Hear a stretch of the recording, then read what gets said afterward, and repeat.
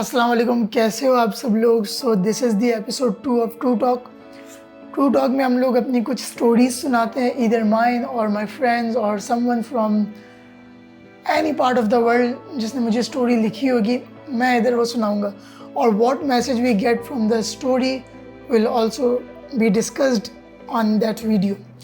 सो इस वीडियो में मैं आपको अपनी जर्नी शेयर करना चाहता हूँ, how I became the president of FCC। So what is FCC? FCC fast university की एक सोसाइटी है जो कि specially for content creators and for those जिनको अपनी लाइफ में कुछ क्रिएटिव टच देना है, so they can join FCC। FCC's full form is fast creators crew. अब मैं आपको थोड़ी सी बैक स्टोरी बताना चाहता हूँ कि मैं इसका वाइस प्रेसिडेंट कैसे बना।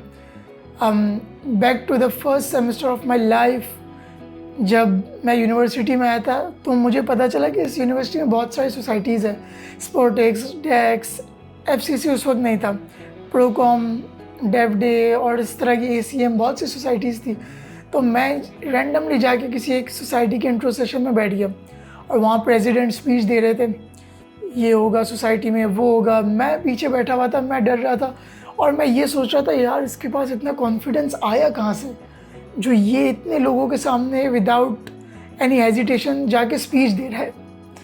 तो मेरा एंड गोल यही था कि मुझे जाना है और मुझे भी एक दिन उस स्टेज पे खड़े होके स्पीच देनी है। अब मुझे नहीं पता ये कैसे होगा, किस तरह होता, किस तरह मैं वहाँ तक पहुँचूँगा, बट आई वॉन्टेड टू।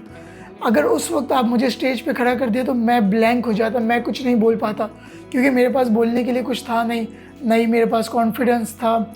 और उस वक्त ऑडिटोरियम में पीछे बैठे लोग, लास्ट के 2-3 रोज़ में कुछ ऐसे बच्चे होते हैं जो ख़ुद तो स्टेज पे नहीं आ सकते क्योंकि उनकी वो औकात नहीं होती, वो स्टेज पे आ ही नहीं सकते। वो पीछे से बस शोर लगाते हैं, हाँ हू करते हैं, क्योंकि वो उन 1000 लोगों में से एक होते हैं और जो स्टेज पे खड़ा होता है वो उन 1000 में से सेलेक्टेड बंदा होता है जो कि उन 1000 को जाके स्पीच देता है।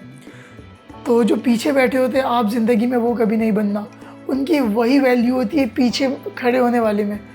इधर वो लाइफ में हो या किसी भी सिचुएशन हो दुनिया में, कहीं भी वो चले जाएं, उनकी वही औकात होती है कि वो पीछे ही बैठे, पीछे ही खड़े हों और अपनी शक्ल छुपा के फिरें, क्योंकि उनको पता है कोई देख लेगा, कोई सर देख लेंगे तो मुझे छुपना है, मुझे बाहर निकाल लेंगे। तो वो यही काम करते हैं, बोलना एंड देन अपने आप को छुपाना। बस आप लाइफ में वैसे नहीं बनना। तो मैं थोड़ा सा आगे बैठा हुआ था, बिल्कुल पीछे नहीं था, मुझे आवाज़ आ रही थी। मेरे जहन में यही था कि अगर मैं उसकी जगह होता, प्रेसिडेंट की जगह स्पीच दे रहा होता और मुझे इस तरह से डिस्ट्रैक्शन मिलती, तो क्या मैं वो स्पीच दे पाता, क्या मैं कंटिन्यू कर पाता? मुझे उस वक्त उस चीज़ का जवाब नहीं पता था। फिर मैंने वो किसी रैंडम सोसाइटी की मैंने एज ए मेंबर ज्वाइन कर ली। अब मुझे नहीं पता था, मैं मेंबर बना नेक्स्ट ईयर, फिर मैं मेंबर बना, फिर उसके बाद मुझे आहिस्ता आहिस्ता प्रमोशन मिली। So I became the I guess photography head या मीडिया प्रमोशन हेड, इस तरह का कुछ बना। तो वहाँ से मैंने अपना नाम बनाना शुरू किया, वहाँ से मेरा यूट्यूब चैनल ग्रो हुआ, बच्चे मुझे पहचानने लगे एज कनेक्ट साथ, लोग मुझे पहचानने लगे। और मतलब मुझे फ़ोटोग्राफी का इतना एक्सपीरियंस नहीं था, but I started taking photographs क्योंकि मेरा यूट्यूब में इंटरेस्ट था। तो मुझे लोग समझते थे, लोगों को लगता था कि I am a good videographer और photographer, even though I was not satisfied with my skills, लेकिन लोगों को लगता था कि यार ये यूट्यूब करता है तो इसकी फ़ोटोग्राफी अच्छी होगी। तो वहाँ से मेरा एक बूस्ट मिला मुझे चीज़ों का कि लोगों का कॉन्फिडेंस मेरे ऊपर बिल्ड हुआ, तो मुझे भी आइडिया होगा कि हाँ I think I can do this. तो वहाँ से एक कॉन्फिडेंस लेवल मेरा थोड़ा सा इंक्रीज़ हुआ। फिर मैं सोसाइटी में गया, फिर मैं थोड़ा सा इम्प्रूव करते करते एक दिन मेरा 3rd ईयर था, मुझे ऑफ़र है कि you should join FCC as excom. वहाँ के जो फैकल्टी हेड थे, क्योंकि हर सोसाइटी को एक फैकल्टी रन कर रहा होता है, तो फैकल्टी हेड मेरे थोड़े से अच्छे जानने वाले थे, वो भी मेरा यूट्यूब देखते थे। तो उन्होंने मुझे ऑफ़र की कि आप ज्वाइन कर लें हमारी सोसाइटी एज ट्रेजरर और समथिंग, इस तरह की कोई ऑफ़र आई।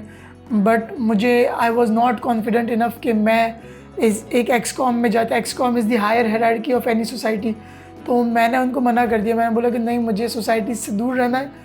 और मेरा जो 3rd ईयर था वो विदाउट एनी सोसाइटी पास हुआ। 4th ईयर मैंने एक सोसाइटी की इंडक्शन दी as excom. Someone offered me कि आप मेरी सोसाइटी ज्वाइन करें एज वाइस प्रेसिडेंट। मेरे पास इतना एक्सपोजर नहीं था, बट मेरा नाम था, मेरी एक ब्रांड आइडेंटिटी थी, कनेक्ट साद, बच्चे मुझे पहचानते थे। So I thought yes I should try in my last year कि मैं किसी सोसाइटी को ज्वाइन करूँ। तो उस सोसाइटी से मुझे रिजेक्शन मिली। तो मुझे एक दोस्त ने एक और ऑफ़र की थी कि आप FCC में वाइस प्रेसिडेंट के लिए अप्लाई करें, क्योंकि प्रेसिडेंट में एक मेरी दोस्त थी वो जा रही थी। तो मेरे दोस्त ने बोला कि आप वाइस प्रेसिडेंट के लिए अप्लाई करें। सो आई थिंक यस, मैं इधर से रिजेक्ट हुआ तो आई थिंक ये मुझे ज्वाइन करना चाहिए। तो मैंने अप्लाई किया वाइस प्रेसिडेंट के लिए। मिस को मैंने अपनी वीडियोस दिखाई जब मेरे इंडक्शन हो रही थी, इंटरव्यू। तो मिस ने देखा वाह, यहाँ पे रीच भी अच्छी आई है। और students also ask me in my Instagram DMs के आप some questions regarding FAST university admission और करियर एडवाइस, मैं उनको एडवाइस भी देता हूँ। तो वहाँ से मिस को लगा कि yes I am a good candidate for this position. तो मिस ने मुझे वाइस प्रेसिडेंट के लिए सेलेक्ट कर लिया। अब बात करते हैं कल के दिन की। कल थर्सडे था। अब मैं डेट बताता हूँ। डेट थी 9 अक्टूबर। 9 अक्टूबर को हमारा इंट्रो सेशन था और मैं बहुत कंफ्यूज था क्या मुझे स्पीच में बोलना है। स्टेज में खड़े होकर मैं ब्लैंक हो गया तो क्या होगा।